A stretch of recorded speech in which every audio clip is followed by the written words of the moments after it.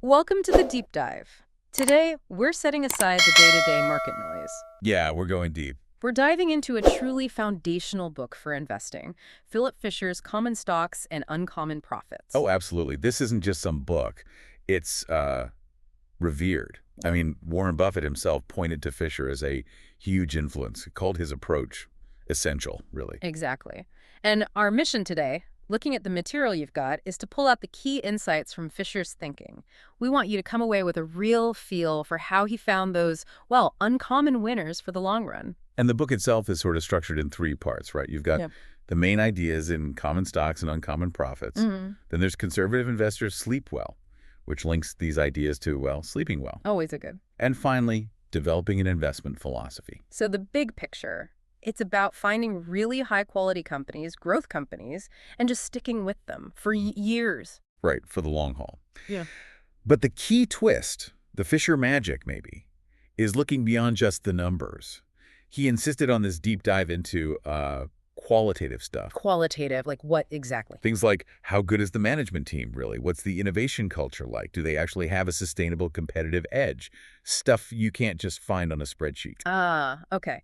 It's about understanding the business as a living thing, not just its financial snapshot. That's a great way to put it. Okay, let's dig into that first big section then. Common stocks and uncommon profits. Fisher kicks off by talking about history, learning from the past. Yeah, he argues it's crucial, not just, what happened last quarter, but studying companies that have built serious wealth over decades. What did they have in common? Why did they succeed long term? So less about chasing fads and more about understanding what makes a business truly endure. Precisely. It shifts your whole mindset away from short-term bets towards identifying sustainable growth. It's a different ballgame. And this leads us to maybe his most famous idea, the Scuttlebutt Method. This sounds fascinating, almost like playing detective. It really is. Scuttlebutt is Fisher's technique for getting, let's say, street-level intelligence on a company. You don't just read the reports. You actually go talk to people connected to the business. Talk to who? Customers, suppliers, competitors, even former employees. People who see the company from different angles. So you're actually out there interviewing the whole ecosystem around the company, not just reading. That's the idea. Yeah. You're asking the tough questions, Are their suppliers reliable? What do customers really think of their product versus the competition? What's the word on the street about working there? That kind of digging is how you start to understand those crucial qualitative things.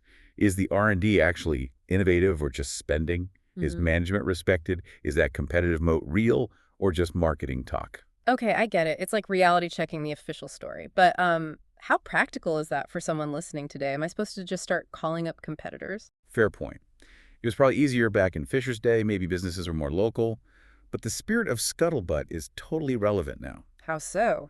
Well, it translates to things like gigging through industry forums online, reading super detailed product reviews, checking employee feedback on sites like Glassdoor, following niche industry news, finding expert commentary, maybe even tapping your own network if you know people in that field. Ah, The goal's the same. Get perspectives outside the company's official PR machine. right. Independent viewpoints. Okay, so you do your scuttlebutt, you get this real-world feel. And that brings us to the famous 15 points. This is like his blueprint for a great business. Exactly. It's his framework for spotting companies truly built for long-term growth. And he was clear, finding a company that hits high marks on even, say, 10 or 12 of these is pretty unusual and very valuable. Okay, let's maybe not list all 15, but let's zoom in on a few key ones. What do they tell you as an investor about a business? Okay, well, take point 3. Does the company have effective research and development relative to its size? It's not just having R&D. It's about a real ongoing commitment to innovation to stay ahead. Right, because a company might be great now, but without that pipeline. Exactly. They'll eventually fall behind. And Scuttlebutt helps you judge if that R&D spending is actually, producing anything useful or if it's just going through the motions. Makes sense. Or look at points 6, 7, and 8. They're all about management. Outstanding leadership, good employee relations, strong executive team depth. Fisher put huge weight on this. And that seems like the kind of thing Scuttlebutt is perfect for. You can't see good labor relations on a P&L statement. You really can't. You need to hear from employees, are they treated well? From suppliers, are they fair partners? From competitors, are they respected? This feels like the trickiest part, though. Judging something like integrity, point 15, that's so subjective. It is subjective, absolutely. And that's why Fisher pushed Scuttlebutt so hard. Integrity isn't just about avoiding jail time. It's about honesty. Are they straight with shareholders, with employees? Do they admit mistakes or always spin? Are they careful with the company's money? So Scuttlebutt helps you pick up on clues, like red flags. Yeah, subtle things maybe. Like, is there constant high turnover in key jobs? Are there rumors of internal fights? Does management consistently overpromise and underdeliver, then make excuses? You won't find that in the glossy annual report. I see. It's about patterns and reputation seen from multiple angles. What about point 14, selective use of capital? What does that mean in practice? It means management is smart about where the company's earnings go. They're not just sitting on cash or making random splashy acquisitions. Are they putting money back into the business where it can earn really high returns? Right. Like building more factory capacity if demand is huge, or doubling down on that effective R&D we talked about, or maybe buying a smaller company that fits perfectly and adds real value. It's about smart reinvestment within the business. Okay, so productive reinvestment, not just empire building. These points together, they really paint a picture of a strong, well-managed, forward-looking company. That's the goal. They're designed to filter for businesses built to last and compound value. So you do all this work, the scuttlebutt, the 15 points. You find one, then when to buy.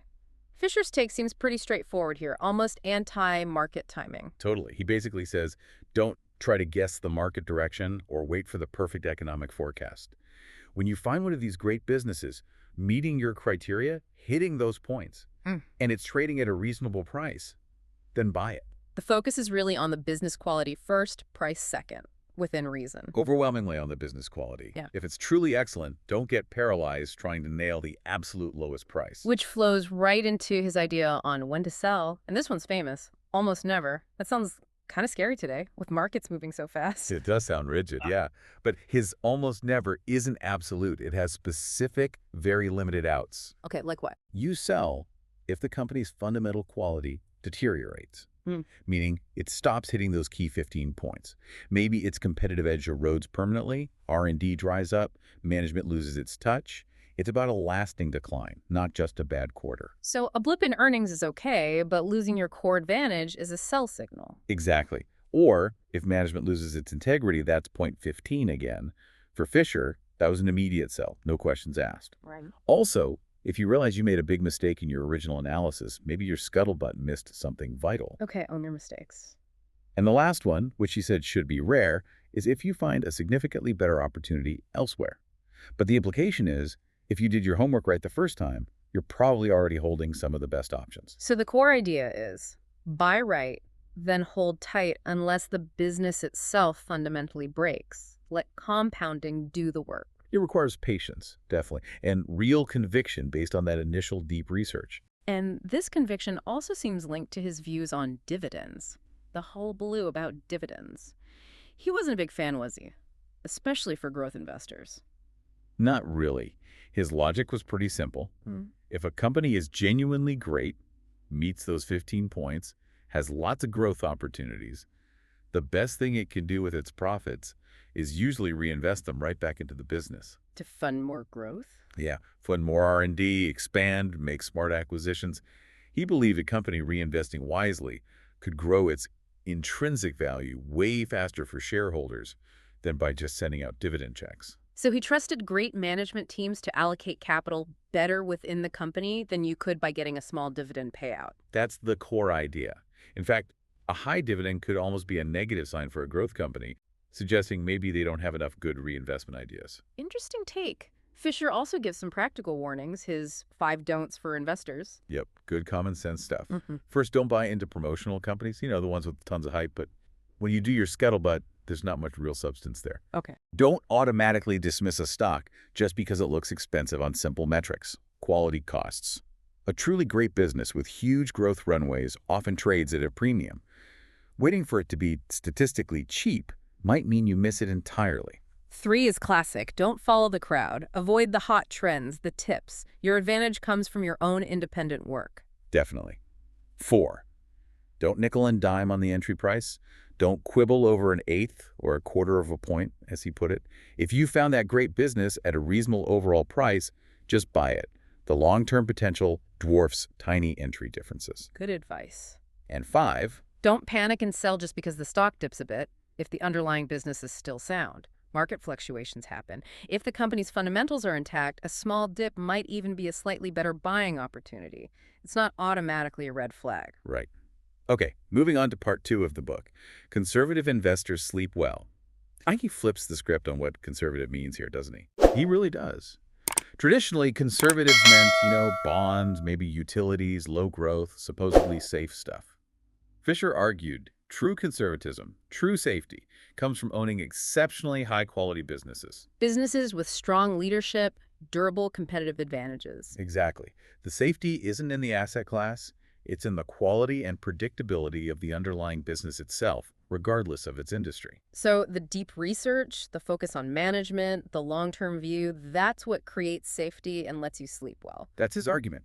It's safety through quality, not just through low-growth expectations. Okay, and finally, part 3, developing an investment philosophy. This sounds like it's directed right at the reader, at you listening. It really is. It's sort of a call to action. He's encouraging you to take his ideas, maybe tweak them, blend them with your own experience, and build your own personal framework for investing, one that fits your own temperament and goals. So based on Fisher's thinking, what would a philosophy built on his principles look like? What are the key characteristics? Well, it would definitely prioritize quality over quantity. Yeah. Fewer, better holdings. Okay. It would absolutely demand that deep qualitative research of the scuttlebutt before committing capital. Patience would be key, too. Huge. You need patience to let that long-term compounding really work.